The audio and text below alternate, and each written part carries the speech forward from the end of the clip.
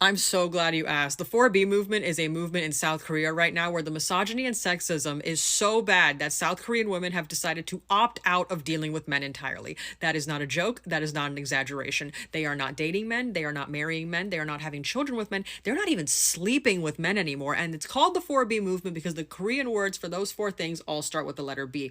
This kind of first started happening around 2016 when Kim Ji-young, born 1982, a novel came out. And it is a fictional book about a Korean every woman and all of the misogyny and sexism that she's experienced from literally being a child all the way to her being an adult, suffering with postpartum depression after having her child. Now, this book became a runaway bestseller among South Korean women because they were like, she's just like me for real. And that's kind of when it started cooking, right? Now, the movement officially got its name in 2019, and it's just been going ever since. It's so successful, in fact, that now South Korea has one of the lowest birth rates in the world. The number of deaths in South Korea outnumber the number of births in South Korea. And it's hilarious because all the men and the government are like, oh my God, what do we do? They don't want to like talk to us. They don't want to date us. What do we do? Like everything's in shambles. We don't know what to do. When South Korean women have been very clear from day one, they're like, hey, either you get your act together or we are literally eliminating all of this. Like, we are shutting it down. So there's this movement out there called the 4B movement, right?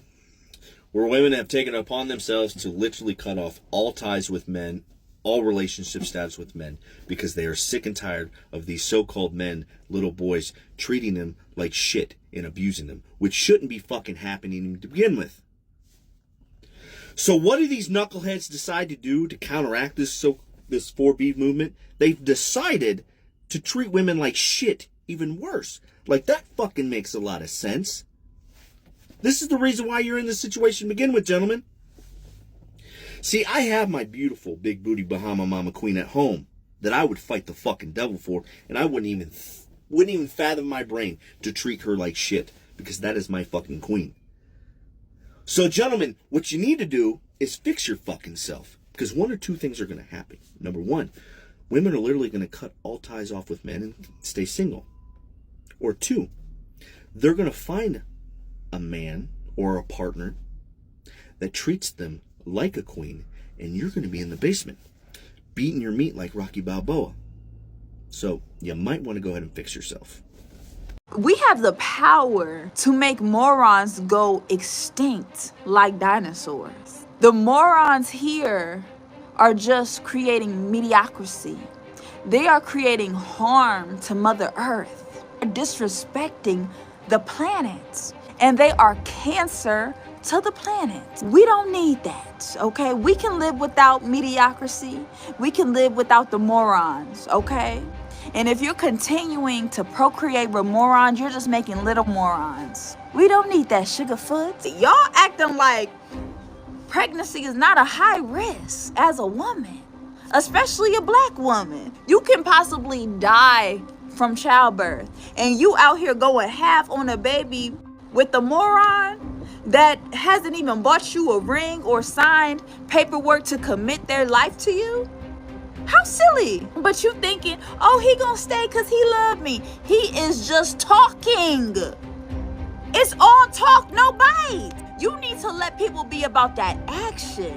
You need to see paperwork. You need to see funds in the bank account. You need to quit being on this fantasy and just being all in la la land as a woman and just thinking that love is sex or love is attention. Love is respect. Does this motherfucker respect you or not? If he respects you, he will put his life on the line and sign some paperwork for you. If he not willing to do that, don't have no baby with no modern day bum. The fact that you have the ability to live on your own and have your own apartment is a huge deal. The fact that you have the option to not get married and not have children is a huge fucking deal. I don't think you realize how much women would have killed to have these options in the past. They did not have the option, okay? And the reason why so many people have these shitty ass fathers is because women had to choose somebody because they had no options with their lives besides being a mother and a wife. And if you had a less than ideal mother, the odds are she didn't fucking want to be a mother. She just felt like that's what she had to do. She could have had dreams and aspirations that went beyond being a mother and a wife, but since that is what society told her, that's all she could do, that's what she did. And a lot of women are resentful over that. Women were not allowed to have their own bank accounts until 1974. I don't think you realize how recent all of these developments are. We are on the brink. We are on the breaking point of things looking totally different in the next 10, 20 years than they have throughout the entirety of humanity. Do not take that for granted. This is not the time to split hairs. This is the time to march the fuck forward. This is the time to decenter men and focus on your own life. You have that opportunity now. We never had that opportunity before. It is a blessing. So if you don't have a boyfriend or husband or whatever, and you feel like you're behind in life because you don't, I'm telling you, it is a blessing. Don't settle. If you find this perfect, amazing man, then that's wonderful. Hold these men to a high fucking standard if they're going to be in your life. Because you do not need them. You do not have to have them. And if you pick the wrong one, it'll not only hold you back, but it'll hold generations back. The 4B movement is going to force men to be red pill. It doesn't matter if you're single, married, in a relationship. You're going to be forced to be a red pill brother, man. And if you're already a red pill man right now, this 4B movement is a victory for us, because everything that we've said, every boundary that we set, that's what we meant. And this is why they have to do what they have to do. You understand what I'm saying? Because we told them we don't want no old single mothers. We don't want women with high body counts. And so with that being said, like, they have to do this, guys. You have to understand this is a victory for men. Because listen, we know that the majority of the women who are talking all this about the 4B movement, they've hit the wall. They're over 30. They had children before they got married. They've never been married, but they got children. And they got a high body count, bro. You know what I'm saying? So they're doing us a favor. Yo, I just did my research, family. And the 4B movement is not going to last in America. You know why it's not going to last in America, ladies? Because South Koreans actually care about family. You see, I didn't understand how South Korea worked, but it doesn't have a bountiful LGBT community out there, okay? And that's the number one thing that you guys have not talked about. And the question I want to ask the ladies: is this a heterosexual female movement? Okay?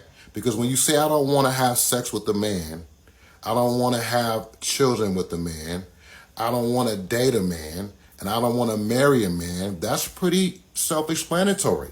That could spark up issues. So, is this a heterosexual female movement?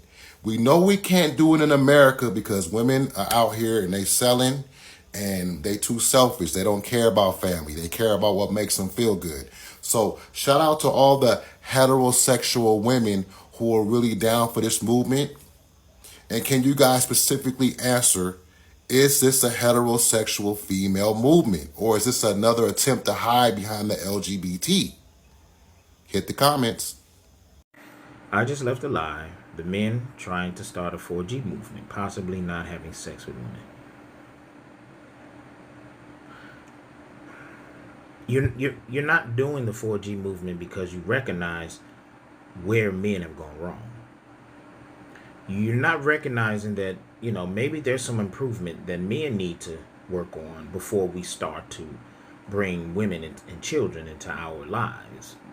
We're not starting a 4G movement because we have finally discovered that men need a lot of work, that we need to definitely take a mental health break before we start having these circular conversations and we start trying to provide and protect, because we can't even provide and protect ourselves. We haven't recognized all of the things that make dating and life difficult for us, and how we can make self-improvements to make life easier for ourselves, to rely on ourselves, to not place our worth in society on the type of women that we're dating.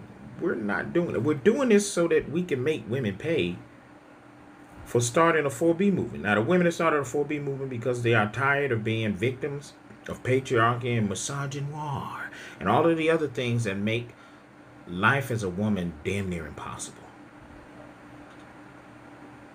We are not doing it. We want to make women pay. And that is the reason why the 4B movement and Me Too and all the other movements exist.